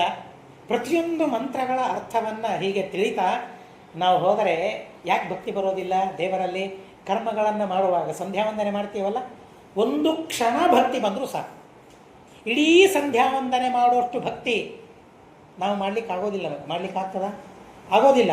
ಆದರೆ ತಾಸು, 2 ತಾಸು, 3 ತಾಸು, 4 ತಾಸು ನಾವು ಕರ್ಮ ಮಾಡಿದರೆ ಅದರಲ್ಲಿ ಒಂದು ಕ್ಷಣ ಭಕ್ತಿಯ ಸಂಚಾರ ನಮ್ಮಲ್ಲಿ ಆದರೂ ಆ ಇಡೀ ಕರ್ಮ ಸಾರ್ಥಕವಾಗ್ತದೆ. ಅಯ್ಯೋ ಬರಲಿಲ್ಲಲ್ಲ, ಭಕ್ತಿ ಬರಲಿಲ್ಲಲ್ಲ, ಇಡೀ ಕರ್ಮ ಮಾಡೋಷ್ಟು ಚಿಂತೆ ಮಾಡುವ ಕಾರಣ ಇಲ್ಲ. ದೇವರ ಅಪರೋಕ್ಷ ಎಷ್ಟೊತ್ತಾಗ್ತದೆ? 1 ತಾಸ, 2 ತಾಸ, ನಮಗೆಲ್ಲ ಆಗ್ತದ. ವಿದ್ಯುನ್ವನ್ ಮಾನುಷ ವಿದ್ಯು ಅಂತ ಹೇಳ್ತಾರೆ. ಮಿಂಚು ಬಂದು ಹೋಗ್ತದಲ್ಲ, ಏನಾದರೂ ತಲೆಯಲ್ಲಿ ಅದು ಉಳಿತದ ಹೀಗೆ ಅಂತ. ಹಾಗೆ ವಿದ್ಯುತ್ತಿನಂತೆ ಭಗವಂತ ಗೋಚರನಾಗ್ತಾನೆ, ಮಾಯವಾಗಿಬಿಡ್ತಾನೆ. ಹಾಗೆಯೇ ಭಕ್ತಿಯು ಮಿಂಚಿನಂತೆ ನಮ್ಮ ಮನಸ್ಸಿನಲ್ಲಿ ಬಂದರೂ ಸಾಕು, ನಾವು ಮಾಡುವ ಕರ್ಮ ಸಾರ್ಥಕ ಅಂತ ನಾವು ಭಾವಿಸಬೇಕು. ಇನ್ನೊಬ್ಬರಿಗೆ ನಾವು ಹೇಳೋ ಅವಶ್ಯಕತೆಯೇ ಇಲ್ಲ. ಇನ್ನೊಬ್ಬರವನಲ್ಲಿ ಭಕ್ತಿಯೂ ಇದೆಯೋ ಇಲ್ಲ, ಯಾರು ಇನ್ನೊಬ್ಬರು ಹೇಳಲಿಕ್ಕೆ ಯಾರು? ಕರ್ಮ ಮಾಡುವಾಗ ನನಗೆ ಭಕ್ತಿ ಬಂದರೆ ಸಾಕು. ಯಾಕೆ ಸಾವಿರಾರು ಮಂದಿಗೆ ನಾನು ಹೇಳಬೇಕು, ನಾನೇನು ಮಾಡಬೇಕು? ನನ್ನ ಮನಸ್ಸಿದೆಯಲ್ಲ, ದೇವರೇ ಕೊಟ್ಟಿದ್ದಾನಲ್ಲ. ಭಕ್ತಿ ಬಂದಿದೆಯೋ ಇಲ್ವೋ, ಶ್ರದ್ಧೆ ಇದೆಯೋ ಇಲ್ವೋ? ಇನ್ನೊಬ್ಬರು ಕೇಳಿದ್ರೆ ಹೇಳ್ತಾರಾ ನಮಗೆ ಶ್ರದ್ಧೆ ಇದೆ ಅಂತ? ನಾವು ಹೇಳ್ಬೋದು, ನೀವು ಮಾಡುವ ಕರ್ಮವನ್ನು ನೋಡಿ ಅನುಮಾನ ಮಾಡಿ ಶ್ರದ್ಧೆ ಇದೆ ಅಂತ ಹೇಳ್ಬೋದು. ಆದರೆ ನಮಗೆ ನಾವು ಅನುಭವಿಸ್ತೀವಲ್ಲ, ಹೀಗಾಗಿ ಆ ಶ್ರದ್ಧೆ ಭಕ್ತಿ ನಮ್ಮಲ್ಲಿ ಇದೆ. ಕ್ಷಣಕಾಲ ಅದು ಬಂದರೂ ಸಾಕು ಆ ಭಕ್ತಿ, ಆ ಚಿಂತನೆ. ನನ್ನ ಹಸ್ತ ಏನಿದೆಯಲ್ಲ, ಶಿವಾಭಿಮರ್ಶನ ಅಂತ ಹೇಳ್ತಾರೆ. ನನ್ನ ಕೈಯಿಂದ ಯಾರನ್ನು ಮುಟ್ತೀನಲ್ಲ, ಅಭಿಮರ್ಶನ ಅಂದರೆ ಮುಟ್ಟೋದು ಅಂತ ಅರ್ಥ. ಅಭಿಮರ್ಶನ, ನಾನು ಯಾರನ್ನು ಮುಟ್ತೀನಲ್ಲ, ಶಿವಾಭಿಮರ್ಶನ, ನನ್ನ ಸ್ಪರ್ಶ ಮಂಗಲಕರವಾದ ಸ್ಪರ್ಶ ಅಂತ ದೇವರು ಹೇಳ್ತಾರೆ. ದೇವರು ಹೇಳಬೇಕಾಗಿದೆ ನಮಗೆ, ನಾವು ಹೇಳಬೇಕು ದೇವರಿಗೆ. ನಿನ್ನ ಅಭಿಮರ್ಶನ, ನಮ್ಮ ಜೊತೆಗೆ ಇದ್ದಾನಲ್ಲ ದೇವರು. ಇಲ್ಲ, ಎಲ್ಲಿಲ್ಲ ದೇವರು, ನಮ್ಮಲ್ಲಿ ಎಲ್ಲ ಕಡೆಗೆ ಇದ್ದಾನೆ. ಎಲ್ಲ ಕಡೆಗೆ ದೇವರ ಸ್ಪರ್ಶ ಆಗ್ತಾ ಇದೆ, ಅನುಭವಕ್ಕೆ ಬರೋದಿಲ್ಲ. ಅಷ್ಟು ಪಾಪ ಇದೆ ಅಂತ ಅನ್ನೋದಕ್ಕಾಗಿ ನಖಶಿಖಾಂತ ಭಗವಂತ ನಮ್ಮಲ್ಲಿ ಸನ್ನಿಹಿತ. ಅಣುವಿನಲ್ಲಿ ನಮ್ಮಲ್ಲಿ ಭಗವಂತ ಸನ್ನಿಹಿತನಾಗಿದ್ದಾನೆ. ಚಿಂತನೆ ಬರೋದಿಲ್ಲ, ಸ್ಪರ್ಶ ಆಗೋದಿಲ್ಲ. ಅವಿಜ್ಞಾತ ಸಖನಾಗಿ ಭಗವಂತ ಇದ್ದಾನೆ. ಶಿವಾಭಿಮರ್ಶನ. ಶಂತನುವಿಗೆ ಈ ಮಾತನ್ನು ಹೇಳ್ತಾರೆ ತತ್ವನಿರ್ಣಯದಲ್ಲಿ. ಎಂ ಕರಾಭ್ಯಾಂ ಸ್ಪೃಶತಿ. ಅವ ರೋಗಿಯಾಗಿದ್ದರೂ, ಅವನಿಗೆ ಭಯವಿದ್ದರೂ, ಅವನು ವೃದ್ಧನಾಗಿದ್ದರೂ ತರುಣಃ ಭವತಿ, ನಿರೋಗಿ ಭವತಿ. ಅವನ ಕೈಯಿಂದ ಮುಟ್ಟಿದರೆ ಸಾಕಂತೆ ಶಂತನು, ಅವನ ಆರೋಗ್ಯವಂತನಾಗಬೇಕಂತೆ. ಅತೀ ವೃದ್ಧ ಶಂತನುವಿನ ಹತ್ರ ಹೋಗಿ ಅನುಗ್ರಹ ಮಾಡಿ ಅಂತ ಕೇಳಿದ್ರೆ ಅವನು ಮುಟ್ಟಿದರೆ ಮತ್ತೆ ತರುಣನಾಗಬೇಕಂತೆ. ಅಂಥ ವಿಚಿತ್ರವಾದ ಅಭಿಮರ್ಶ ಶಂತನು. ಆದ್ದರಿಂದಾಗಿ ಅವನ ದೇಹ ಶಾಂತ ತನು. ಶಂತನು, ಶಂ ಸುಖವನ್ನು ಕೊಡುವ ತನು, ಹಸ್ತ ಅವನದ್ದಾಗಿತ್ತು. ಶಂತನುವಿನ ಹಸ್ತವೇ ಆಗಿತ್ತು ಅಂದರೆ ಇದು ಭಗವಂತ, ಇದು ಸರ್ವೋತ್ತಮನಾದ ಪರಮಾತ್ಮ. ಎಲ್ಲಿ ವರುಣ, ಎಲ್ಲಿ ಶಂತನು, ಎಲ್ಲಿ ಸರ್ವೋತ್ತಮನಾದ ವಿಷ್ಣು? ಏನಾದರೂ ತಿಳ್ಕೊಳ್ಳಿಕ್ಕಾಗ್ತದ ಶಂತನುವಿನಿಗೆ ದೇವರ ಬಗ್ಗೆ? ಲಕ್ಷ್ಮೀದೇವಿಗೆ ಒಂದು ಗುಣ ವಿಭಾಗ ಮಾಡಿದರೆ ತಿಳ್ಕೊಳ್ಳಿಕ್ಕಾಗೋದಿಲ್ಲ ಅಂತ ನಾರಾಯಣ ಪಂಡಿತಾಚಾರ್ಯ ಹೇಳ್ತಾರೆ. ನರಮಾಪಿ ಪದಾಂಗುಲೀಲ ಸನ್ನಖ ಧೂರಾಜದನಂತ ಸದ್ಗುಣಾನ್ ಗಣದೇತ್ ಗಣಯಂತ್ಯನಾರತಂ ಪರಮಹಾನ್ ಕೋಸ್ಯ ಪರೋ ಗುಣಾನ್ ವದೇತ್. ಕಮ್ ಎಂಬ ಶಬ್ದಕ್ಕೆ ನೀರು ಅಂತ ಅರ್ಥ ಇದೆ. ಪರಮಹಾನ್ ಕೋಸ್ಯ, ಕಹ ಅಂದರೆ ನೀರಿಗೆ ಅಭಿಮಾನಿಯಾದ ವರುಣ. ಆ ವರುಣ ತಿಳಿಲಿಕ್ಕೆ ಸಾಧ್ಯವ ಭಗವಂತನನ್ನ? ಸರ್ವಥಾ ಸಾಧ್ಯ ಇಲ್ಲ. ಆ ನೀರಿನಿಂದ ಹುಟ್ಟಿ ಬಂದ ಲಕ್ಷ್ಮೀದೇವಿಯೇ ತಿಳಿಲಿಕ್ಕಾಗೋದಿಲ್ಲ. ಕಹ ವರುಣ ತಿಳಿಲಿಕ್ಕಾಗೋದಿಲ್ಲ. ಕೈಮುತ್ಯದಿಂದ ಸಿದ್ಧ. ಆದ್ದರಿಂದ ದೇವರನ್ನು ತಿಳಿಲಿಕ್ಕಾಗೋದಿಲ್ಲ. ಅಂಥ ವರುಣೆಯಲ್ಲಿ, ಅಂಥ ಪರಮಾತ್ಮೆಯಲ್ಲಿ ಸರ್ವೋತ್ತಮ. ಹೀಗಾಗಿ ಶಿವಾಭಿಮರ್ಶನ ಅಂತ ಹೇಳ್ತಾರೆ.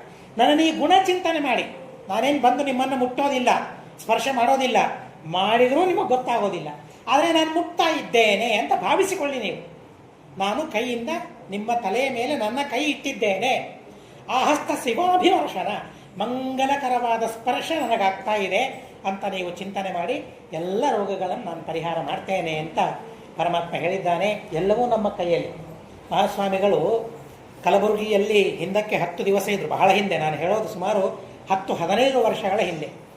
ಆ ಸಂದರ್ಭದಲ್ಲಿ ಅವರು ಕರಾಗ್ರೇ ವಸತೆ ಲಕ್ಷ್ಮೀ ಎಂಬ ಶ್ಲೋಕದ ಬಗ್ಗೆ 10 ದಿವಸ ಪ್ರವಚನ ಮಾಡಿದರು.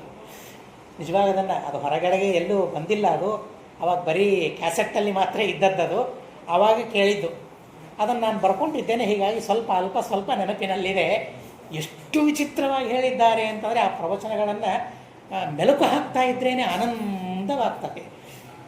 ಮೊದಲನೇದ್ದು ಆ ವಿಷಯಗಳನ್ನು ಕೇಳ್ತಾ, ಇನ್ನೊಂದು ಅಂಥ ಗುರುಗಳು ನಮಗೆ ಸಿಕ್ಕಿದ್ದಾರಲ್ಲ, ಉಪದೇಶ ಮಾಡೋರು ಸಿಕ್ಕಿದ್ದಾರಲ್ಲ ಅಂತ ಆನಂದವಾಗ್ತದೆ. ಈಗಲೂ ಪ್ರತಿನಿತ್ಯ ಎಷ್ಟು ಅದ್ಭುತವಾದ ಉಪದೇಶಗಳನ್ನು ಮಾಡ್ತಾರೆ, ಎಷ್ಟು ವಿಚಿತ್ರವಾದ ಉಪದೇಶಗಳನ್ನು ಮಾಡ್ತಾರೆ. ಅಲ್ಲಿ ಅವರು ಆ ಕರಾಗ್ರೆ ಯಾಕೆ ಬೆಳಗ್ಗೆದ್ದು ಕೈಗಳನ್ನು ನೋಡ್ಕೊಳ್ಬೇಕು? ಧನ್ವಂತರಿ ಕೈಯಲ್ಲಿದ್ದಾನೆ. ಕೈಯನ್ನು ನೋಡಿಕೊಂಡ್ರೆ ಆ ಕೈಯಲ್ಲಿರುವ ಧನ್ವಂತರಿಯ ಸ್ಮರಣೆ ನಮಗಾಗಬೇಕು. ಬರೀ ಆ 3 ಜನ ಇಷ್ಟೇ ಅಲ್ಲ. ಕರಾಗ್ರೆ ವಸತೆ ಲಕ್ಷ್ಮೀ, ಕರ ಮಧ್ಯೆ ಸರಸ್ವತಿ, ಕರ ಮೂಲೇತು ಗೋವಿಂದ, ಇಷ್ಟೆಲ್ಲ ಇಡೀ ಕೈಯಲ್ಲಿ ಧನ್ವಂತ ಇದ್ದಾನೆ. ಅಯಮ್ಮೆ ಹಸ್ತ. ಆ ಸ್ಮರಣೆ ಆಗಬೇಕು. ಕೈ ಇಲ್ಲ ಅಂದರೆ ಏನು ಕೆಲಸ ಆಗ್ತದೆ ನಮ್ಮಿಂದ? ಸಂಪಾದನೆ ಇಲ್ಲ, ಭೋಗ ಇಲ್ಲ, ಸಾಧನೆ ಇಲ್ಲ, ಏನೂ ಇಲ್ಲ. ಸಾಧನೆ ಮಾಡಬೇಕಾದ್ರೆ ಕೈ ಬೇಕು, ಸಂಪಾದನೆಗೆ ಕೈ ಬೇಕು, ಭೋಗಕ್ಕೆ ಬದುಕಲಿಕ್ಕೂ ಕೈ ಬೇಕು. ಇಂಥ ಕೈಗಳನ್ನು ದೇವರು ನಮಗೆ ಕೊಟ್ಟಿದ್ದಾನೆ ಅಂತ ಚಿಂತನೆ ಮಾಡಬೇಕಂತೆ. ಅದಕ್ಕೊಂದು ಸಣ್ಣ ಪುಟ್ಟ ಕಥೆಯನ್ನು ಹೇಳ್ತಾರೆ. ಅದನ್ನು ತಿಳಿದು ಭಗವಂತನಿಗೆ ಸಮರ್ಪಣೆ ಮಾಡೋಣ. ಒಬ್ಬ ದರಿದ್ರ ರಾಜನ ಹತ್ರ ಹೋಗ್ತಾನೆ. ಮಹಾಸ್ವಾಮಿಗಳೇ ಉಪದೇಶ ಮಾಡಿದ ಕಥೆ. ದರಿದ್ರ ರಾಜನ ಹತ್ರ ಹೋಗ್ತಾನೆ. ಹಣವನ್ನು ಕೊಡಿ ಅಂತ ಕೈ ಚಾಚುತ್ತಾನೆ. ಏನೂ ಇಲ್ಲ, ದರಿದ್ರ ನಿರ್ಗತಿಕ, ಹಣವನ್ನು ಕೊಡಿ ಅಂತ ಹೇಳ್ತಾನೆ. ಆದರೆ ರಾಜ ಅವನಿಗೆ ಪ್ರಯತ್ನ ಕಲಿಸ್ಬೇಕು, ಇನ್ನೊಬ್ಬರನ್ನು ಬೇಡಬಾರದವನು, ಅದನ್ನು ಕಲಿಸ್ಬೇಕು, ತಿಳಿಸ್ಬೇಕು ಅಂತ ಹೇಳಿ, ಆಯ್ತಪ್ಪ ನೀನೇನು ಕೇಳ್ತೀಯ ಅದನ್ನು ಕೊಡ್ತೇನೆ, ಆ ಕೈ ನನಗೆ ಕೊಡ್ತೀಯ. ಯಾವ ಕೈಯಿಂದ ನೀನು ಕೇಳ್ತಾ ಇದೆಯಲ್ಲ, ಬೇಕು ಭಿಕ್ಷಾಂ ದೇಹಿ ಅಂತ ಕೇಳ್ತಾ ಇದೆಯಲ್ಲ, ಒಂದು ಕೈ ಕೊಡು ಸಾಕು, ಎರಡೇ ನನಗೆ ಬೇಕಾಗಿಲ್ಲ ಅಂತಂದ. ಗೌಹಾರ ಬಿಡ್ತಾನೆ. ಅದೇ ಕೊಡಲಿ, ಕೈ ಇಲ್ಲ ಅಂದರೆ ತಿನ್ನೋದು ಹೇಗೆ? ನಾನು ಕೊಡಲಿಕ್ಕಾಗೋದಿಲ್ಲ. ನೀನು ಕೊಡ್ತಿದ್ರೆ ಕೊಡು, ಬಿಡ್ತಿದ್ರೆ ಬಿಡು, ಇನ್ನೊಬ್ಬರ ಹತ್ರ ಹೋಗ್ತೇನೆ, ಆದರೆ ಕೈ ಮಾತ್ರ ಕೊಡೋದಿಲ್ಲ ಅಂತ ಹೇಳ್ತಾನೆ. ಹೇಳಿದಾಗ ರಾಜ ಹೇಳ್ತಾನಂತೆ, ಅಲ್ಲಪ್ಪ ಯಾವುದನ್ನು ಕೊಡೋದಿಲ್ಲ ಅಂತ ನೀನು ಹೇಳ್ತಾ ಇದ್ದಿ, ಅಂಥ ಕೈ ದೇವರು ಕೊಟ್ಟಿದ್ದಾನೆ, ಏನೂ ಕೊಟ್ಟಿಲ್ಲ ಅಂತ ಹೇಳ್ತೀಯಲ್ಲ ನೀನು. ದೇವರು ಎಷ್ಟು ಅಮೂಲ್ಯವಾದ ದೇಹವನ್ನು ಭಗವಂತ ಕೊಟ್ಟಿದ್ದಾನೆ, ಎಷ್ಟು ಅದ್ಭುತವಾದ ದೇಹವನ್ನು ಕೊಟ್ಟಿದ್ದಾನೆ. ಸಾಧನೆಗೂ ಇದೇ ದೇಹ, ಸಂಪಾದನೆಗೂ ಇದೇ ದೇಹ, ಭೋಗಕ್ಕೂ ಇದೇ ದೇಹ, ಎಲ್ಲದಕ್ಕೂ ಇದೇ ದೇಹ ಅನ್ನೋದಕ್ಕಾಗಿ ರಾತ್ರಿ ಮಲಗುವಾಗ ನಾವು ಚಿಂತನೆ ಮಾಡಬೇಕಂತೆ. ಪ್ರತ್ಯಹಂ ಪ್ರತ್ಯವೇಕ್ಷೇತ ನರಶ್ಚರಿತಮಾತ್ಮನಃ. ನಾನೇನು ಇವತ್ತು ಮಾಡಿದೆ? ಕಿನ್ನು ಮೇ ಪಶುಭಿಸ್ತುಲ್ಯಂ ಕಿನ್ನು ಸತ್ಪುರುಷ ರೀತಿ. ರಾತ್ರಿ ಮಲಗುವಾಗ ನಾನಿವತ್ತು ಪಶುಗಳಂತೆ ನಾನಿವತ್ತು ಕಾರ್ಯಗಳನ್ನು ಮಾಡಿದ್ದೀನ, ವರ್ತನೆ ಮಾಡಿದ್ದೀನ, ಅಥವಾ ಸತ್ಪುರುಷರಂತೆ ನಾನು ಕಾರ್ಯಗಳನ್ನು ಮಾಡಿದ್ದೀನ? ನನಗೆ ನಾನೇ ಉತ್ತರ ಕೊಟ್ಕೊಳ್ಳೋದು. ಪ್ರಶ್ನೆ ನಾನೇ ಕೇಳ್ಕೊಳ್ಬೇಕು, ನಾನೇ ಉತ್ತರ ಕೊಟ್ಕೊಳ್ಬೇಕು, ನಾನೇ ಮಾರ್ಕ್ಸ್ ಹಾಕ್ಕೊಡ್ಬೇಕು. ಬೇರೆ ಯಾರೂ ಅಲ್ಲ, ಯಾರೂ ಹಾಕೋದಿಲ್ಲ. ನಮಗೆ ಕೇಳಿದ್ರೆ ನಾವು 100 ಹಾಕ್ತೇವೆ. ಯಾಕೆ? ನಿಮ್ಮನ್ನು ಒಲಿಸ್ಕೊಳ್ಬೇಕು, ನಾನು ನಿಮ್ಮ ಪ್ರೀತಿ ಬೇಕು, ನೀವು ಬೇಕು ನನಗೆ. ಹೀಗಾಗಿ ಆಚಾರ್ಯ ನಾವು ಇವತ್ತು ಎಷ್ಟು ಕೆಲಸ ಮಾಡಿದ್ದೆ, ನಮ್ಮ ಕೆಲಸಕ್ಕೆ ಎಷ್ಟು ಸ್ಟಾರ್ ಹಾಕ್ತೀರಿ? ಮನೆ ಪಾಪ ಒಂದು ಸಣ್ಣ ಕೂಸು ಪ್ರವಚನ ಹೇಳಿದ ಮೇಲೆ ಹರಿಕಥಾಮೃತ ಸಾರ ಹೇಳಿತು, ಹೇಳಿ ಆಚಾರ್ಯ ಎಷ್ಟು ಸ್ಟಾರ್ ಹಾಕ್ತೀರಿ ನನಗೆ ಅಂತ ಕೇಳಿದ್ರು. ಸಣ್ಣ ಮಗು, ಪುಟ್ಟ ಮಗು, ನನಗೆ ಬೇಕಾದಷ್ಟು ಸ್ಟಾರ್ ನೀನೇ ತೆಗೆದುಕೋ ಅಂತ ಹೇಳಿದೆ. ಪುಟ್ಟ ಮಗು ಹೇಳಿತು. ಹಾಗೆ ನಾನು ಮಾಡಿದ ಕರ್ಮಕ್ಕೆ ಯಾರು ಹಾಕಬೇಕು ಸ್ಟಾರ್? ನಾನೇ ಹಾಕ್ಕೊಳ್ಬೇಕು. ನಾನೇ ಪ್ರಾಮಾಣಿಕ, ನನಗೆ ನಾನೇ ಪ್ರಾಮಾಣಿಕನಾಗಿದೆ. ನಾನು ಸುಳ್ಳು ಸುಳ್ಳು ಅಂಕಗಳನ್ನು ನಾನು ಹಾಕ್ಕೊಳ್ಳಬಾರದು. ನಾನು ಮಾಡಿದ್ದೀನಾ, ಸಜ್ಜನರಂತೆ ಇದ್ದೀನಾ? ಹೌದು ಅಂತ ಹಾಕ್ಕೊಂಡ್ರೆ, ಇಲ್ಲ ಪಶುಗಳಂತೆ ಇದ್ದೇನೆ ಇವತ್ತು ಹಾಕ್ಕೊಂಡ್ರೆ, ಆ ರೀತಿಯಾಗಿ ನಾವು ಅನುಸಂಧಾನ ಚಿಂತನೆ ಮಾಡಿಕೊಂಡ್ರೆ ಮಾತ್ರ ಬೆಳೀಲಿಕ್ಕಾಗ್ತದೆ. ಇಲ್ಲಿ ಹೋದರೆ ಬೆಳೀಲಿಕ್ಕೆ ಆಗೋದಿಲ್ಲ. ದೇವರೇನು ಕೊಟ್ಟಿಲ್ಲ ಅಂತ ಅಲ್ಲ, ಎಲ್ಲವನ್ನೂ ಭಗವಂತ ನಮಗೆ ಕೊಟ್ಟಿದ್ದಾನೆ. ಆ ಹಿಂದಿಯಲ್ಲಿ ಒಂದು ಮಾತಿದೆ, ಸಂಸ್ಕೃತದ ಮಾತೇ ಅದು. ತ್ವದೀಯಂ ವಸ್ತು ಗೋವಿಂದ ತುಭ್ಯಮೇವ ಸಮರ್ಪ್ಯತೆ ತುಭ್ಯಮೇವ ನಿವೇದ್ಯತೆ. ನೀನೇ ಕೊಟ್ಟದ್ದು ನಿನಗೆ ಕೊಡ್ತಾ ಇದ್ದೇನೆ. ಅದನ್ನೇ ಹಿಂದಿಯಲ್ಲಿ ಅನುವಾದ ಮಾಡ್ತಾರೆ, ತೇರ ತುಜುಕೋ ಅರ್ಪಣ. ನಿನ್ನದೇ ನಿನಗೆ ಕೊಡ್ತಾ ಇದೆ ಅಷ್ಟೇ, ಬೇರೆ ಏನೂ ಇಲ್ಲ. ಆ ರೀತಿಯಾಗಿ ಸ್ಮರಣೆ ಮಾಡಿಕೊಂಡು ನೀವೇನು ಕರ್ಮಗಳನ್ನು ಮಾಡಿದ್ದೇವೆ, ನಾವೇನು ಈ ಸಂದರ್ಭದಲ್ಲಿ ಜಪವನ್ನು ಮಾಡಿದ್ದೇವೆ ಅಧಿಕ ಮಾಸದ ನಿಮಿತ್ತ, ಇದೆಲ್ಲ ಭಗವಂತ ಸ್ವೀಕಾರ ಮಾಡಿ ಇದರ ಮೇಲೆ ನಿನ್ನ ಹೆಸರು ಹಾಕು, ಇದರ ಮೇಲೆ ನನ್ನ ಹೆಸರು ಹಾಕು. ಕೇಳಬೇಕು ದೇವರಿಗೆ, ಇದರ ಮೇಲೆ ನನ್ನ ಹೆಸರು ಹಾಕು, ಇದರ ಮೇಲೆ ನಿನ್ನ ಹೆಸರು, ಮೇಲೆ ನಿನ್ನ ಹೆಸರು, ಪೂರ್ಣ ಕೆಳಗಡೆಗೆ ನನ್ನ ಹೆಸರು, ನಿನ್ನ ದಾಸನ. ಆದ್ದರಿಂದಾಗಿ ನನ್ನ ಹೆಸರು ಹಾಕಿ ಇದೊಂದು ನಿಷ್ಕಾಮ ಕರ್ಮ ಅಂತ ಈ ಕರ್ಮವನ್ನು ಬಚ್ಚಿಡು, ಈ ಕರ್ಮವನ್ನು ಮುಚ್ಚಿ ಇಡು, ರಹಸ್ಯವಾಗಿ ಈ ಕರ್ಮವನ್ನು ಇಡು. ಯಾಕೆ? ಇದು ನಿನ್ನ ಅನುಗ್ರಹ ಪಡೆಯೋದಕ್ಕಾಗಿ ಮಾತ್ರ ಮೀಸಲಾಗಿರಿಸಿದ್ದೇನೆ ಅಂತ ಸ್ಮರಣೆ ಮಾಡ್ತಾ, ಮತ್ತೊಂದು ಬಾರಿ ಅನೇಕ ವಿದ್ವಾಂಸರು ಇಲ್ಲಿಗೆ ಬಂದಿದ್ದಾರೆ. ಒಬ್ಬೊಬ್ಬ ಬ್ರಾಹ್ಮಣರು ಅಂದರೆ ಸಿಗೋದು ಅಸಾಧ್ಯ. ನೃತ್ಯಂತ್ಯ ಔಷಧಯಸ್ಸರವೇ ಬ್ರಾಹ್ಮಣೇ ಗ್ರಹಮಾಗತೆ ಅಂತ ಹೇಳ್ತಾರೆ. ಅಧ್ಯಯನ ಮಾಡಿ ಆ ಊಟವನ್ನು ಮಾಡಿದ ಮೇಲೆ ಆ ಅನ್ನ ವೇದಾಭ್ಯಾಸದಿಂದ ಜೀರ್ಣ ಮಾಡ್ಕೊಳ್ಬೇಕಂತೆ. ಅಂಥ ಬ್ರಾಹ್ಮಣರು ಬಂದಿದ್ದಾರೆ. ಹೀಗಾಗಿ ಆ ಬ್ರಾಹ್ಮಣರಿಗೆ ಭೋಜನ ಅಂತ ಅಂದರೆ ಏನೇನೋ ಮಾಡಿ ಎಲ್ಲೆಲ್ಲೇ ಹೋಗಿ ತಿಂದ ಆಹಾರ ಜೀರ್ಣ ಮಾಡ್ಕೊಳ್ಳೋದಲ್ಲ, ವೇದಾಭ್ಯಾಸವನ್ನು ಮಾಡಿ ಅನ್ನವನ್ನು ಜೀರ್ಣ ಮಾಡ್ಕೊಳ್ಳೋದು. ಎಂಥ ವಿಚಿತ್ರ ನೋಡಿ, ಎಂಥ ಅದ್ಭುತ ನೋಡಿ. ಅಂಥ ಪುಣ್ಯಾತ್ಮರು ಬಂದಿದ್ದಾರೆ ಅಂತ ಸ್ಮರಣೆ ಮಾಡಿಕೊಂಡು ಅವರಿಗೆ ಅನ್ನದಾನ, ಅವರಿಗೆ ದಾನವನ್ನು ಮಾಡಿ ಇದೆಲ್ಲ ಭಗವಂತನ ಪ್ರೀತ್ಯರ್ಥ ಅಂತ ಮಾಡಿ ಹಿರಿಯರು ತಂದೆ ತಾಯಿಗಳು ಇದ್ದಾರೆ. ಆ ತಂದೆ ತಾಯಿಗಳು ವಿಶೇಷವಾದ ಈ ಜನ್ಮವನ್ನು ಕೊಟ್ಟಿದ್ದಾರೆ. ಇಲ್ಲಿ ಹೋದರೆ ನಮಗೇನು ಮಾಡಲಿಕ್ಕಾಗ್ತದೆ? ಏನೂ ಮಾಡಲಿಕ್ಕಾಗೋದಿಲ್ಲ. ಅದರಿಂದ ಅವರ ಸ್ಮರಣೆಯನ್ನು ಮಾಡಿ ಅವರಿಗೂ ಪುಣ್ಯವನ್ನು, ಗುರುಗಳಿಗೂ ಪುಣ್ಯವನ್ನು ಸಮರ್ಪಣೆ ಮಾಡಿ, ಸ್ವಾಮಿ ನೀವು ಉಪದೇಶ ಮಾಡಿದ್ದೀರಿ, ಆದ್ದರಿಂದಾಗಿ ನಾನು ಕರ್ಮವನ್ನು ಮಾಡಿದ್ದೇವೆ ಅಂತ ಹೇಳ್ತಾ ಬ್ರಾಹ್ಮಣರ ಸ್ಮರಣೆಯನ್ನು ಮಾಡಿಕೊಳ್ಳಿ. ವಿಶೇಷವಾಗಿ ಇಲ್ಲಿ ನಮಗೆ ಅಕ್ಷಯಾಚಾರ್ಯರು ವಿಶೇಷವಾಗಿ ಮಾರ್ಗದರ್ಶಕರಾಗಿದ್ದಾರೆ. ಅವಶ್ಯವಾಗಿ ಅವರ ಮಾರ್ಗದರ್ಶನ ನಿರಂತರವಾಗಿರಲಿ. ದೇವರಿಗೆ ಪ್ರಾರ್ಥನೆ ಮಾಡಬೇಕು. ಇಲ್ಲೇ ಹೋದರೆ ಆಗುವುದಿಲ್ಲ, ದೇವರು ಕೊಡಿಸೋದಿಲ್ಲ ಮಾರ್ಗದರ್ಶನ ಸುಮ್ಮನೆ. ಹೀಗಾಗಿ ಮುಖ್ಯಪ್ರಾಣ ದೇವರು, ಇಲ್ಲಿ ಕ್ಷೇತ್ರ ದೇವತೆ ರುದ್ರದೇವರು ಮತ್ತು ವೆಂಕಟರಮಣ ಸ್ವಾಮಿ ಶ್ರೀನಿವಾಸ